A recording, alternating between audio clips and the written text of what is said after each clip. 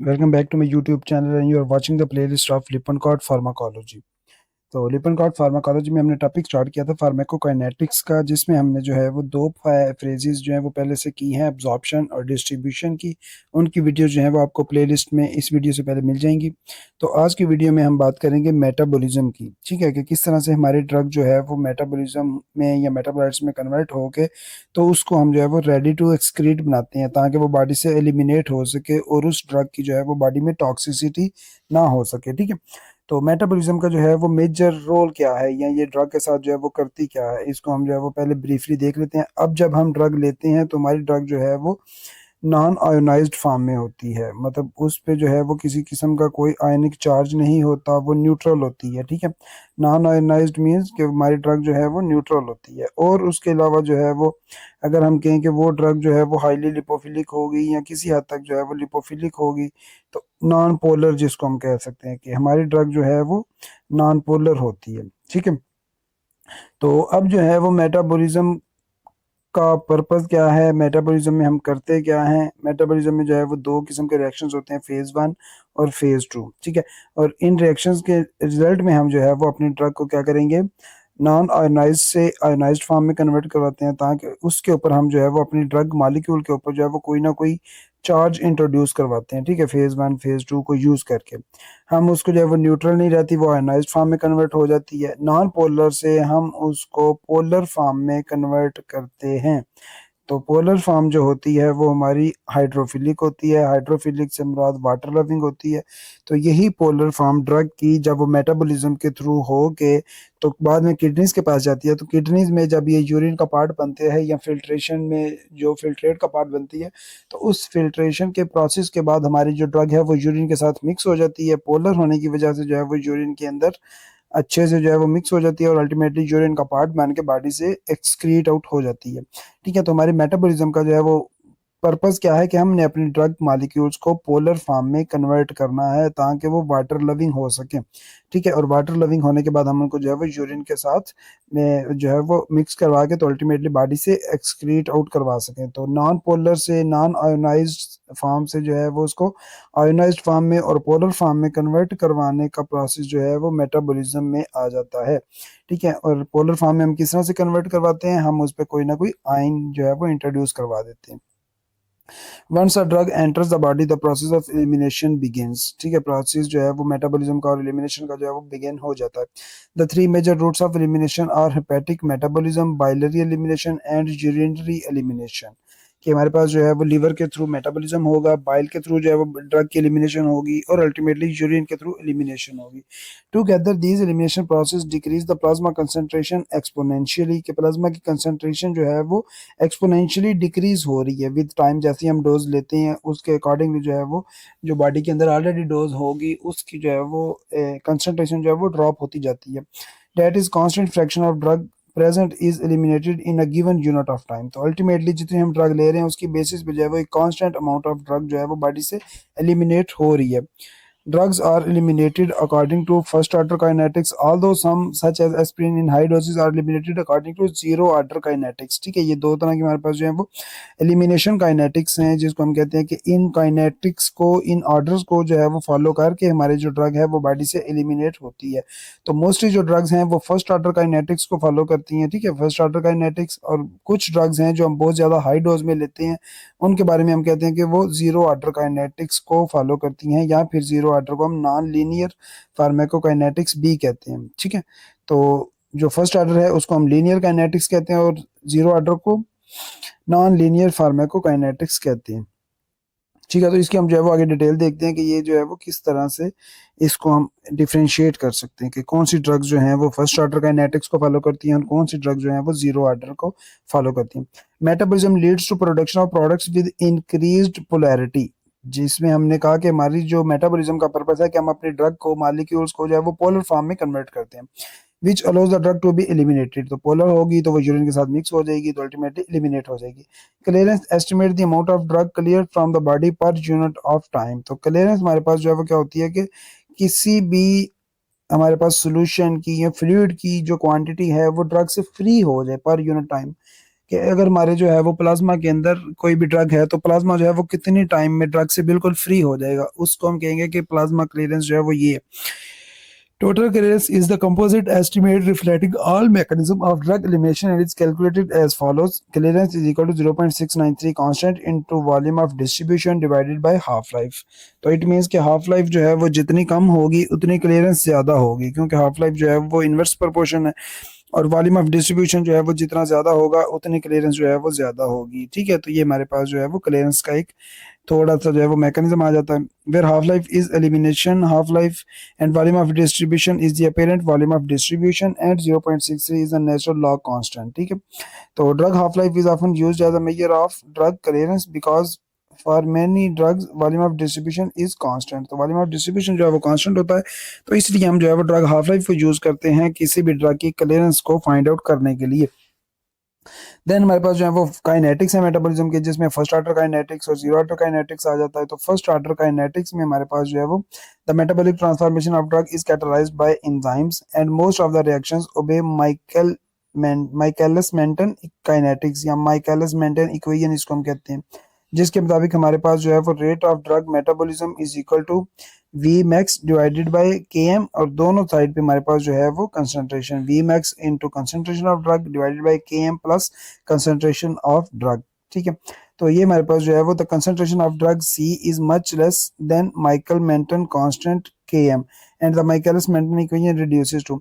अब हमारे पास जो है वो बहुत सारे केसेस में या बहुत सारी ड्रग्स ऐसी हैं जिनमें हमारे पास जो है वो उनकी कंसंट्रेशन माइकलिस मेंटन के कांस्टेंट से के एम से जो है वो कंसंट्रेशन बहुत ज़्यादा कम होती है। मतलब जो सी की वैल्यू है वो के एम की जो कांस्टेंट वैल्यू है उससे बहुत ज़्यादा जो है वो कम होती है।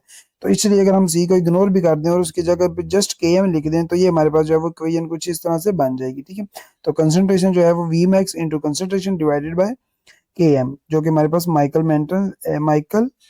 माइकलिस मेंटन जो है वो कांस्टेंट है। ठीक है, तो ये हमारे पास जो है वो इक्वेशन इस तरह से बन जाएगी फर्स्ट ऑर्डर काइनेटिक्स की,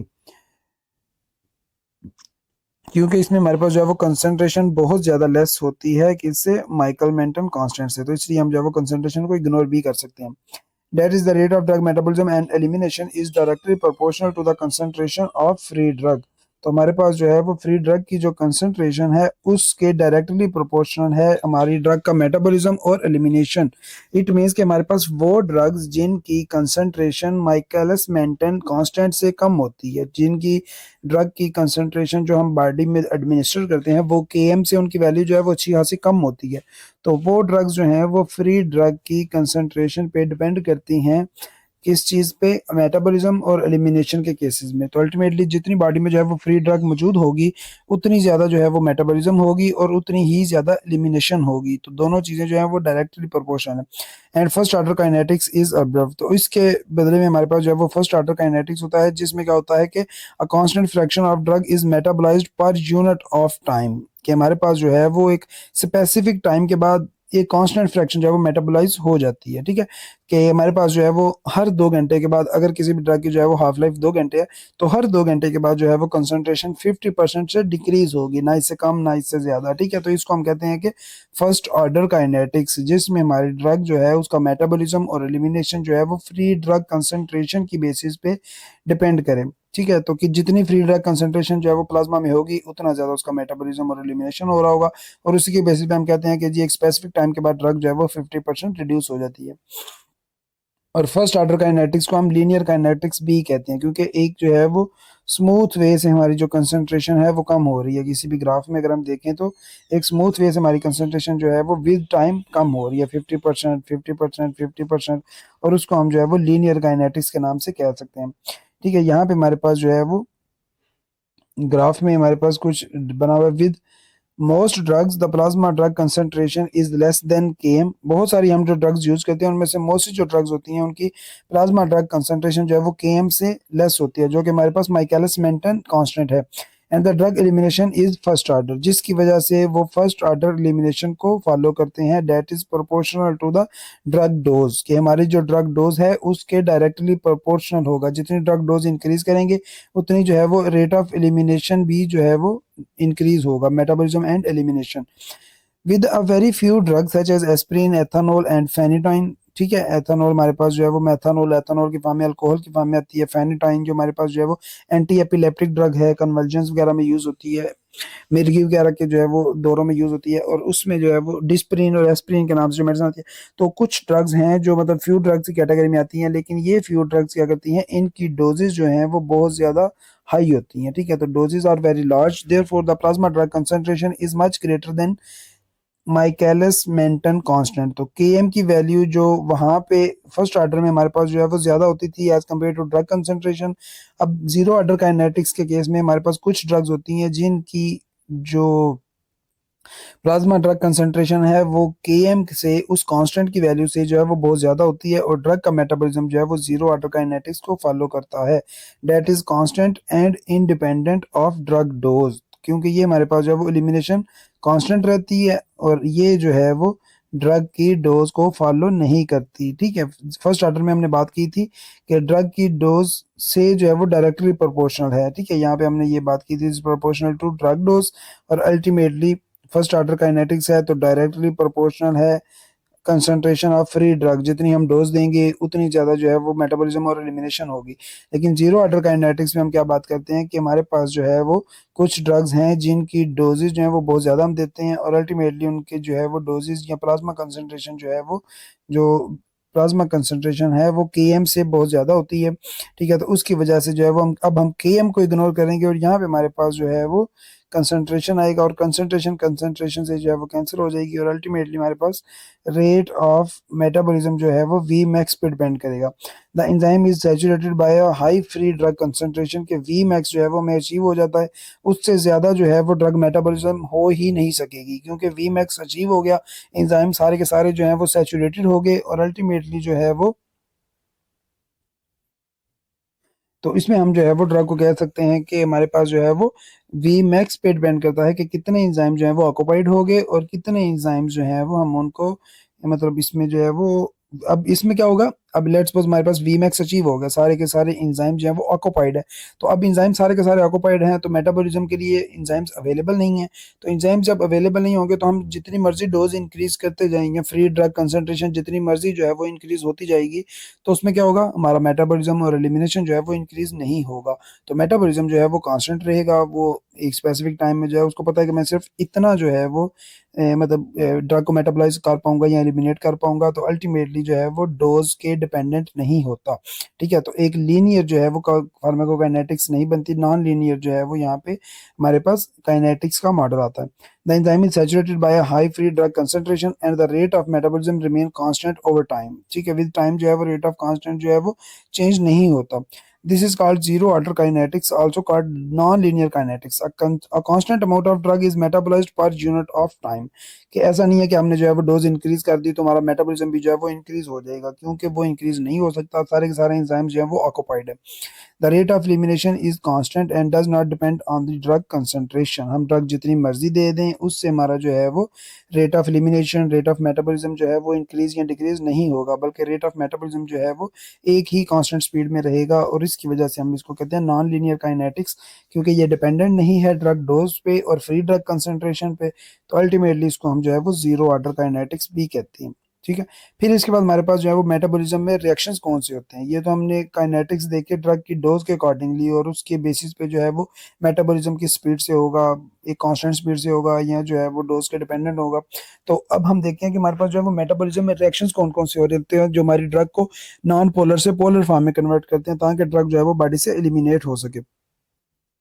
the kidneys can not efficiently eliminate lipophilic drugs. जो लिपिड लविंग ड्रग्स होंगी, किडनी उसको जो है वो एलिमिनेट नहीं कर सकता, क्योंकि लिपोफिलिक ड्रग जो है वो किडनीज में जब कन्वुलेटेड ट्यूब्यूल में या कोलेक्टिव ट्यूब्यूल में जाएंगी तो वहां से जो है वो अगेन रीअब्जॉर्प्शन करवा के सिस्टेमिक सर्कुलेशन में आ जाएंगी। ठीक है, ब्लड वेसल्स जो हमारे नेफ्रॉन को कवर कर रही होंगी वहां पे जो है वो आ जाएंगी। इसको हम एलिमिनेशन के पोर्शन में भी देखेंगे। तो इसमें क्या है कि लिपोफिलिक ड्रग्स थी वो मेम्ब्रेन्स क्रॉस कर सकती थी, वो दोबारा जो है वो कहाँ पे आ जाएंगी, ब्लड सर्कुलेशन में, that readily cross cell membranes and are reabsorbed। ठीक है, reabsorption हो जाएगी in distal convoluted tubules। therefore lipid soluble agents are first metabolized into more polar।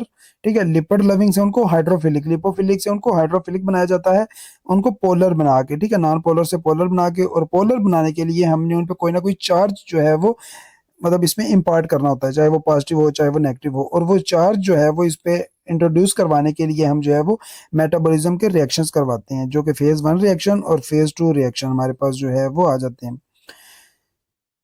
तो इसमें हमारे पास जो है वो फेज 1 रिएक्शन में हमारे पास जो है वो क्या होता है, हम ऑक्सीडेशन करवाते हैं अपने ड्रग की, रिडक्शन करवाते हैं, हाइड्रोलिसिस करवाते हैं। ठीक है, ऑक्सीडेशन के रिजल्ट में addition of oxidation oxygen, reduction के केस में एडिशन ऑफ हाइड्रोजन, और हाइड्रोलिसिस के केस में ब्रेकडाउन ऑफ वाटर मॉलिक्यूल्स, जिसमें H positive OH negative ions बन रहे हैं। तो अल्टीमेटली सारे रिएक्शंस में हम क्या कर रहे हैं, हम कोई ना कोई जो है वो फंक्शनल ग्रुप इस पे अटैच करवा रहे हैं, कोई ना कोई इस पे जो है वो आयंस की इम्पार्टमेंट करवा रहे हैं। ठीक है, अगर हम फेज़ 1 की बात करें तो फेज़ 1 में हमारे पास जो है वो लिपोफिलिक ड्रग को पोलर मॉलिक्यूल्स में या पोलर ड्रग्स में कन्वर्ट किया जाता है। लिपोफिलिक जो है वो लिपिड लविंग है, तो जब हम उनको पोलर मॉलिक्यूल्स में कन्वर्ट करते हैं तो वो हाइड्रोफिलिक बन जाते हैं, वाटर लविंग बन जाते हैं। तो हाइड्रोफिलिक होने की वजह से जो है वो यूरिन के साथ मिक्स होकर और अल्टीमेटली जो है वो बॉडी से एक्सक्रीट आउट हो जाएंगे, और उसको पोलर बनाने के लिए हम इस पे जो है वो कोई ना कोई फंक्शनल ग्रुप अटैच करवाते हैं। ठीक है, पोलर का मतलब है कि इसको हमने आयोनाइज्ड बनाना है, इसके ऊपर कोई ना कोई आयन अटैच करवाना है, पॉजिटिव या अदर नेगेटिव।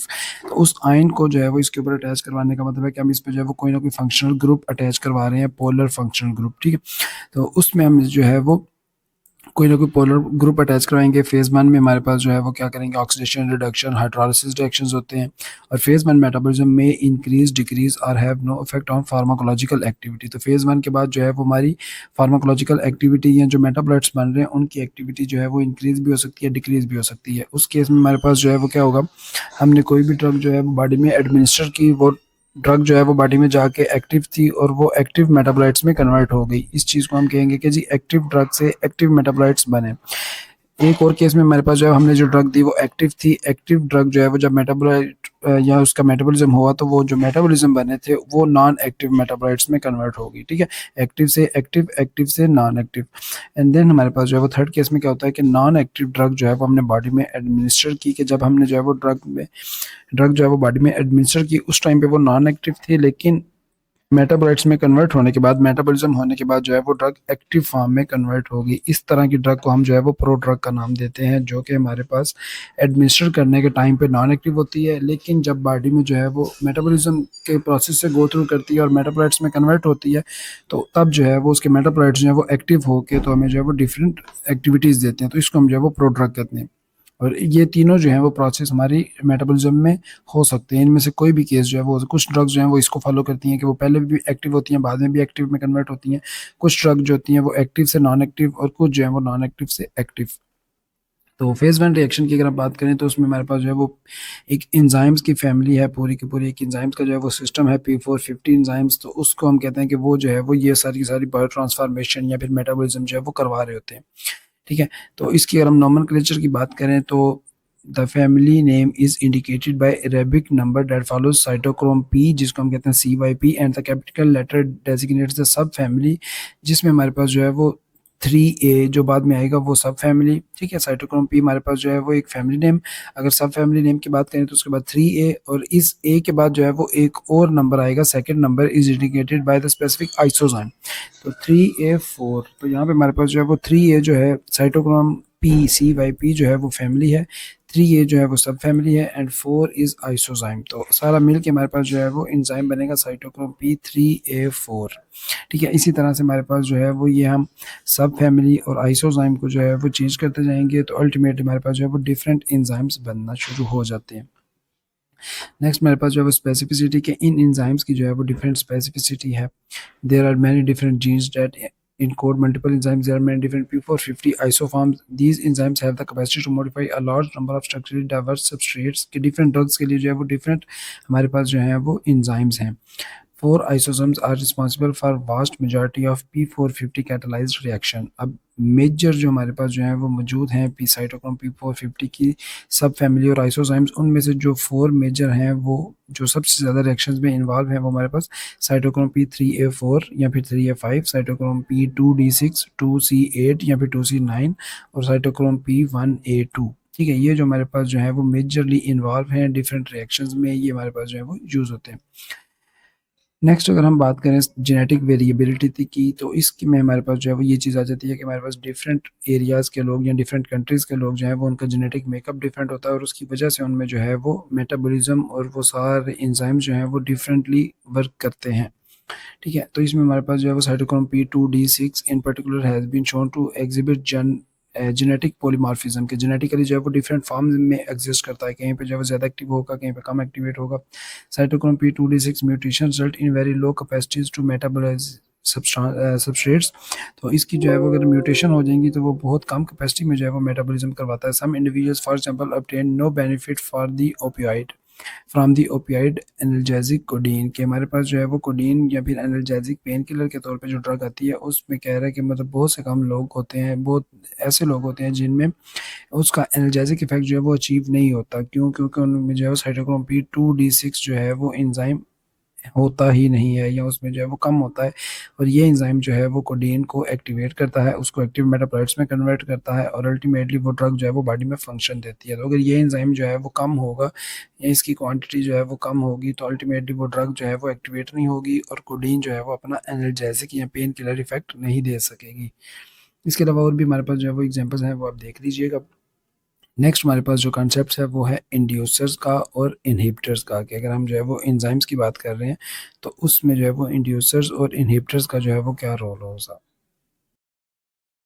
तो अगर हम इंड्यूसर्स की बात करें तो हमारे पास जो है वो ड्रग्स जो हमारे इसको एंजाइम्स को जो है वो इंड्यूस करें, मतलब वो ड्रग्स जब हमने जो है वो कोई एक या दो ड्रग जो है वो इकट्ठी दी और उसमें से एक ड्रग जो है वो हमारे किसी स्पेसिफिक एंजाइम को इंड्यूस करे और वही जो ड्रग है वो दूसरी ड्रग, वही जो एंजाइम है वो दूसरी ड्रग को मेटाबोलाइज करने में इन्वॉल्व हो। ठीक है।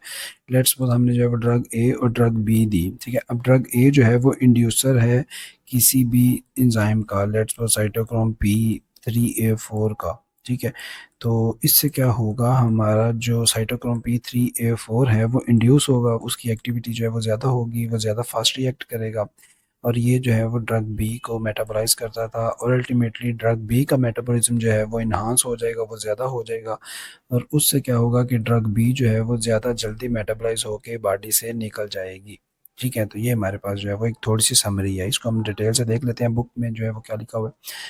The cytochrome P450 enzymes are an important target for pharmacokinetic drug interactions. One major interaction is the induction of selected cytochrome P isozymes. ठीक है। Xenobiotics वो ड्रग्स जो हम बॉडी से आउटसाइड देते हैं, ठीक है, और उसमें जो है वो बॉडी का इनसाइड जो है वो इन्वॉल्व नहीं होता। तो जीनोबायोटिक्स जब हम आउटसाइड लेते हैं तो वो हमारे जो नॉर्मल एंजाइम्स की एक्टिविटी है उसको इंड्यूस कर सकता है। ठीक है। फिनोबार्बिटॉल, रिफेम्पिसिन, कार्बामेज़ेपिन। रिफेम्पिसिन जो है वो हमारे पास क्या होती है, ये हमारे पास एंटी टीबी ड्रग है, टीबी में यूज़ होती है। कार्बामेज़ेपिन एंटी एपिलेप्टिक ड्रग्स है। तो ये क्या करती हैं, ये डिफरेंट साइटोक्रोम पी आइसोजाइम को इंड्यूस करने में या उनकी सिंथेसिस को जो है वो इंक्रीज़ करने में इन्वॉल्व होते हैं। ठीक है। तो जब इनकी सिंथेसिस जो है वो ज़्यादा होगी तो ये ज़्यादा अवेलेबल होंगे और ज़्यादा एक्टिविटी जो है वो शो करेंगे। तो देन जो है वो the result in increase bio transformation of drugs, और जो ड्रग्स इन एंजाइम से जो है वो मेटाबोलाइज होनी थी, बायो ट्रांसफार्म होनी थी, तो उनकी बायो ट्रांसफॉर्मेशन जो है वो ज़्यादा इंक्रीज हो जाएगी। तो अल्टीमेटली जो है वो बायो ट्रांसफॉर्मेशन या मेटाबॉलिज्म ज़्यादा होगा तो उनकी कंसनट्रेशन जो है वो प्लाज्मा में वो डिक्रीज हो जाएगी। ठीक है। तो ये हमारे पास जो है वो सारी की सारी चीज़ें हैं जो एक सिमेट्री में है। ठीक है। तो इनको जो है वो समझने के लिए आपको कॉन्सेप्ट जो है वो पता होना चाहिए। नेक्स्ट हमारे पास जो है वो rifampicin and anti TB drug significantly decreases the plasma concentration of HIV protease inhibitors. ठीक है। ये वो ड्रग्स हैं जो HIV में यूज़ होती हैं, लेकिन अगर हम इसके साथ जो है वो अपने पेशेंट को रिफेम्पिसिन दे रहे हैं तो रिफेम्पिसिन क्या करेगा, ये साइटोक्रोम पी को बूस्ट करेगा, उसकी सिंथेसिस को जो है वो इंक्रीज़ करेगा और उसकी सिंथेसिस इंक्रीज़ होने से जो है वो उसकी एक्टिविटी इंक्रीज़ होगी और HIV प्रोटीएज इनहिबिटर्स जो है ये ड्रग्स, इनका जो है वो मेटाबॉलिज्म ज़्यादा फास्ट हो जाएगा और जब मेटाबॉलिज्म ज़्यादा फास्ट हो जाएगा तो इनकी प्लाज्मा में कंसनट्रेशन जो है वो डिक्रीज़ हो जाएगी। ठीक है। इसी तरह से हमारे पास जो है वो कुछ ड्रग्स ऐसी होती हैं जो हमारे एंजाइम्स को, साइटोक्रोम पी एंजाइम्स को जो है वो क्या करती हैं, इनहिबिट करती हैं।